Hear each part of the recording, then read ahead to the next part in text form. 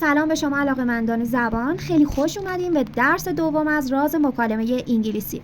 امیدوارم درس اول رو تمرین کرده باشید و فهمیده باشید که انگلیسی صحبت کردن اون قولی که فکر می‌کردید نیست. توی این درس می‌خوایم دایره لغاتمون رو منفجر کنیم. خیلی‌ها کلمه رو حفظ میکنن اما نمیتونن ازش استفاده کنن. چرا؟ چون کاربردش رو بلد نیستن. از امروز یاد میگیریم چطور لغت رو مال خودمون کنیم. خیلی خوب، فرمول یادگیری هر لغت اینه: 1. شناسایی کردن.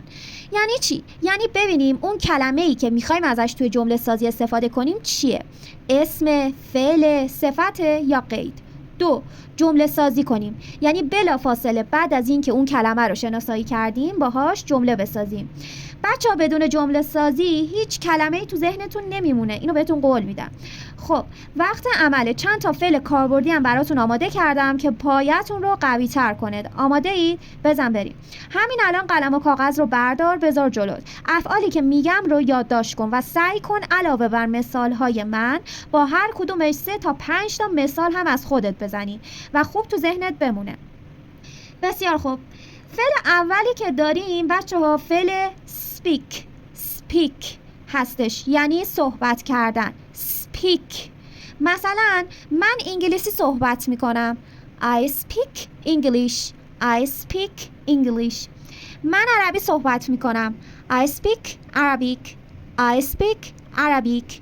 Arabic یه اسم جدید عربی، یعنی اسم زبان عرب ها رو میگن عربیک. سریع باید بتونین شناسایی کنین که اون کلمه اسم فعل یا چی هستش. پس speak فعله.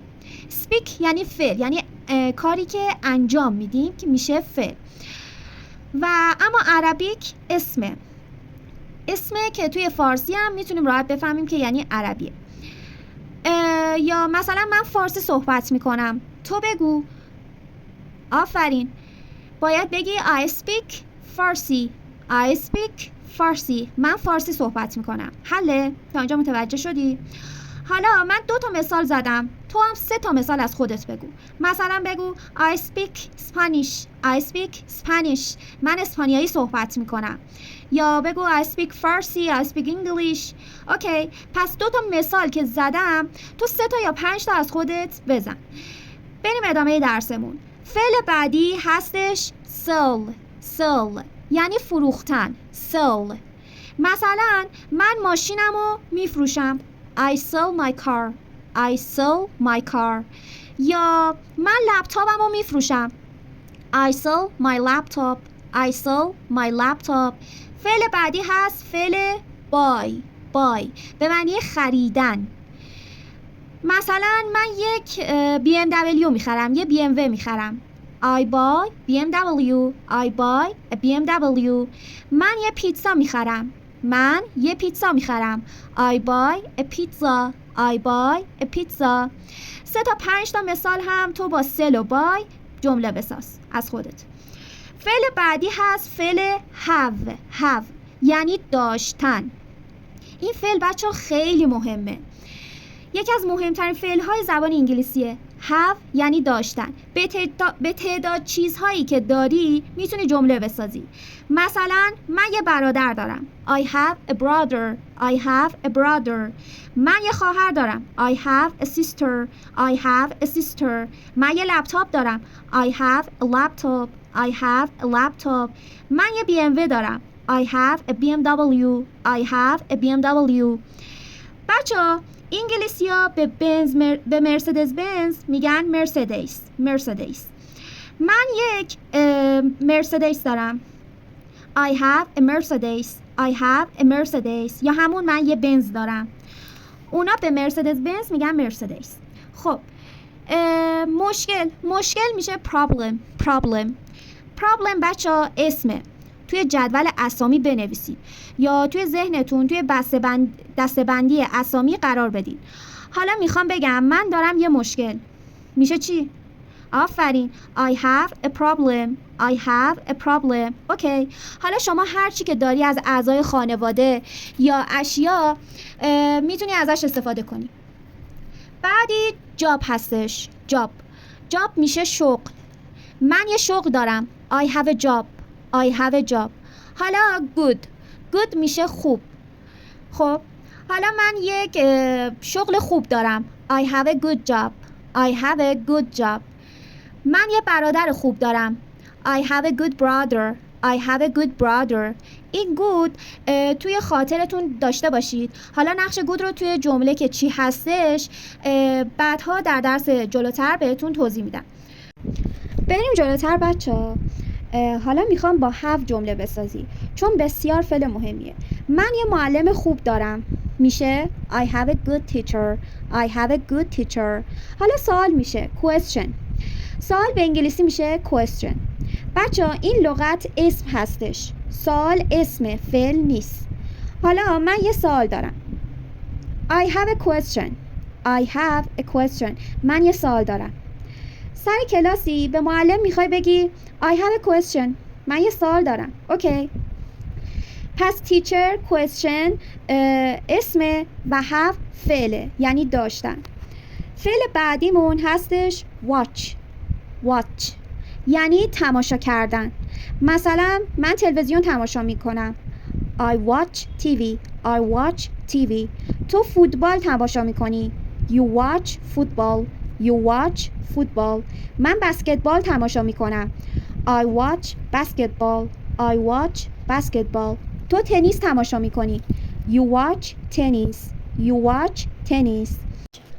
سوال میکنی خانم ثانی تفاوت سی و واچ چی هستش؟ ببینید بچه ها سی یعنی دیدن. مثلا تو داداشتو میبینی، مربیتو میبینی، معلمتو میبینی، دوستتو میبینی، از سی استفاده میکنی. اما واچ یعنی دستتو میذاری یک جا و فقط تماشا میکنی. مثلا تو تلویزیون تماشا میکنی. You watch TV. تو فیلم تماشا میکنی. You watch film. You watch movie. این هم میتونی بگی. فیلم و مووی هم معنی هم بچه ها. مثلا اسم فوتبال یا ورزش ها رو میتونی هم بگی. I watch football. I watch basketball. اوکی. یا مثلا اسم فیلم هم میتونی ببری. مثلا میتونی بگی I watch Titanic. من تایتانیک تماشا میکنم. فهمیدی چی شد؟ watch یعنی تماشا کردن. see یعنی دیدن. بریم سراغ فعل بعدیمون. وای چقدر فعل خفنیه. فعل need یعنی نیاز داشتن. بچه ها فعل have بی نهایت فعل مهمیه. اما فعل نیدم بی نهایت مثل have مهمه. حالا میخوایم باز جمله بسازیم. مثلا من یه لپتاپ نیاز دارم. I need a laptop. I need a laptop. من اینترنت نیاز دارم. I need internet. I need internet. من وایفا نیاز دارم. I need Wi-Fi. I need Wi-Fi. من یه شارژر نیاز دارم. I need a charger. I need a charger. شارژر که میشه charger. من یه خودکار نیاز دارم. I need a pen. I need a pen. فهمیدی؟ خیلی اینا مهمه. من به منو نیاز دارم. I need the menu. I need the menu. خانم ثانی این د که گفتی چیه؟ بچه ها قرار این د رو توی درسای آینده بهتون به شکل خیلی راحت و ممکن که همیشه یادتون بمونه و فراموش نکنی آموزش بدم. فقط یه کوچولو صبور باشین. نمیخوام مطالب این درس خیلی سنگین بشه. فعل بعدیمون هست فعل rent یعنی اجاره کردن، کرایه کردن. مثلا من یه ماشین کرایه میکنم. I rent a car. I rent a car. من یه BMW کرایه میکنم یا همون BMW کرایه میکنم. I rent a BMW. I rent a BMW. bicycle میشه دوچرخه. bicycle. من یه دوچرخه کرایه میکنم. I rent a bicycle. I rent a bicycle. اوکی. چقدر جالبه تک تک این افعال میتونی باهاش 3 تا 5 تا بیشتر مثال بزنی.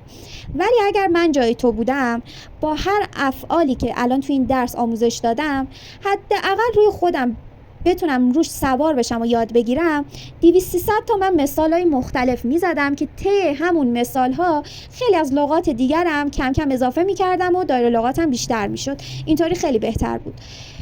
و چون این افعالی که بهتون میگم اگه تو جمله سازی حرفه‌ای بشی و زیاد تمرین داشته باشی عضلات صورتت به انگلیسی صحبت کردن عادت میکنه.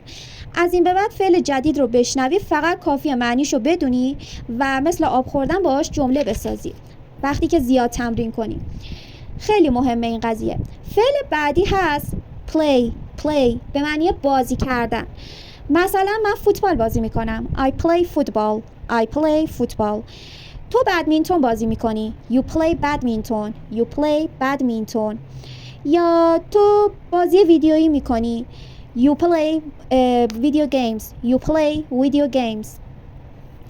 یا من بازی ویدیویی میکنم. I play video games. یا تو بسکتبال بازی میکنی. You play basketball. خب بچه‌ها، ایرانی‌ها وقتی دور هم جمع میشن تو خانواده‌ها گاهن پاستور بازی میکنن. این بازی رو در انگلیسی بهش میگن play cards یعنی پاستور بازی. حالا انواع اقسام مختلفی داره این بازی که در کل اسم این بازی هست کارتس، یعنی کارت، ورق بازی. مثلا تو ورق بازی میکنی. You play cards. به بازی که کارت داره میگن cards. بسیار خوب.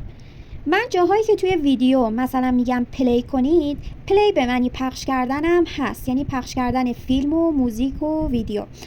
مثلا پلی چند تا معنی هم داره تازه. پلی به معنی پخش کردنه، به معنی نواختنه، به معنی نقش بازی کردنه، به معنی بازی کردن. مثلا نواختن ما باش میخوایم جمله بسازیم. من پیانو مینوازم. I play the piano. من گیتار مینوازم. I play the guitar. پس پلی به معنی نواختن، پخش کردن، بازی کردن و نقش بازی کردن. فعل بعدی هست فعل sleep یعنی خوابیدن. من دیر میخوابم. دیر میشه بچه late. اوکی. حالا من دیر میخوابم. I sleep late. مخالف دیر میشه زود. خب early میشه زود. من زود میخوابم. I sleep early. مثلا میخوام بگم که من تو اتاقم میخوابم. I sleep in my room. خانم سانه‌ای، این بله این میشه به معنی در یا داخل، جایی که هستی. من توی خونه میخوابم. میشه I sleep in my house. من تو ویلا میخوابم. I sleep in my villa. من تو اتاقم تلویزیون تماشا میکنم. I watch TV in my room. من بازی میکنم در پارک. I play in park. من در باشگاه ورزش میکنم. I work out in the gym.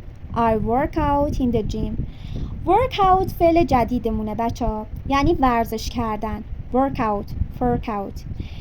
پس من ورزش میکنم میشه I work out. در کجا؟ در باشگاه. in the gym.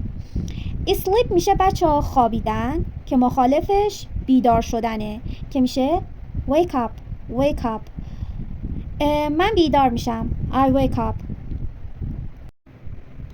خیلی خوب. من صبح زود از خواب بیدار میشم. میشه I wake up early in the morning. من دیر بیدار میشم. I wake up late. دو تا فعل دیگه هم داریم. یکیش ایته که میشه خوردن. eat. مثلا من غذا میخورم. I eat food. من سوشی میخورم. I eat sushi. spicy به معنی تند. غذای تند میشه spicy food. من غذای تند میخورم. I eat spicy food. من در رستوران غذا میخورم. I eat food in restaurant. من غذا میخورم در اتاقم. I eat food in my room. من غذا میخورم در خونه. I eat food in my house. اوکی. فعل بعدیمون که فعل آخرمون هست drink یعنی نوشیدن. خب من چای می نوشم. چای به انگلیسی میشه بچه tea. tea. من چای می نوشم. I drink tea. I drink tea. من آب می نوشم. I drink water. I drink water. بچه ها water لهجه فارسی ایرانیه خب، اما water آمریکاییه و بریتانیا هم بهش میگن water. خب کلا من تدریسم و این آموزشی که بهتون میدم آمریکاییه، برای همین میگم که water. ولی تو ذهنتون هم باشه که این واتری که ما گفتیم با لهجه فارسیه، لهجه امریکاییش میشه water. من آب می نوشم. I drink water. من قهوه می نوشم. قهوه بچه ها میشه کافی. من قهوه می نوشم. I drink coffee. من هاک چاکلت می نوشم. I drink hot chocolate. من هاک چاکلت می نوشم در کافی شاپ. I drink hot chocolate in coffee shop. به همین سادگی. اوکی، متوجه شدی باید چی کار کنی؟ اول از همه باید بفهمی اون لغت نقشش چیه، یه فعل، اسم، صفت، قید، چی هستش. بعد بیایم یه عالمه باهاش جمله سازی کنیم.